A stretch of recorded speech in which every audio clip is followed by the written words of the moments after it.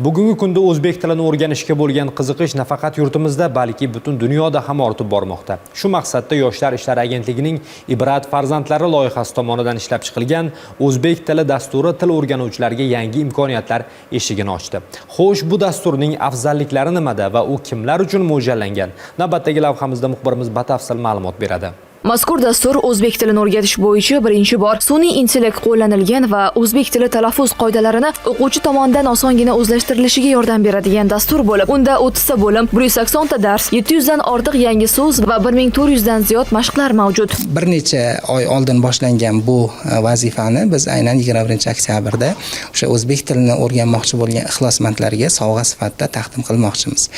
Ayni paytda bizning ilovamizda o'zbek tilining faqat A1 darajasi yuklangan bo'lib, keyingi jarayonlarda o'zbek tilining boshqa darajalari ham yuklanadi. Dastur rasmiy sifir talablari asosida tuzilgan bo'lib, o'quvchilarda tinglash, o'qib tushunish, yozish, gapirish kabi asosiy ko'nikmalarni shakllantirish hamda lug'atlarni oson yodlab olish va grammatik qoidalarni sodda usulda tushuntirishga qaratilgan. O'zbek tili dasturi keng foydalanuvchilar auditoriyasiga mo'ljallangan bo'lib, ular yurtimizdagi o'zga millat vakillari va xorijlik fuqarolar, oliy ta'lim muassasalarining xorijlik talabalari, chet eldagi vatandoshlarimiz va ularning farzandlari, xorij va yurtimizdagi o'zbek tili kurslari o'quvchilaridir. Eng muhimi esa bu dastur nafaqat o'zbek tilini o'rganmoqchi bo'lganlar uchun, balki xalqimizning madaniyatini bilmoqchi bo'lganlar uchun ham mo'ljallangan. O'zbek xalqining turmushi, madaniyati, tarixi, uning davlatchiligi, milliy taomlari haqida ham ma'lumot berib borganmiz. Ya'ni o'zbek tilini o'rganuvchi xorijliklar yoki bo'lmasam O'zbekistondagi vatandoshlarimiz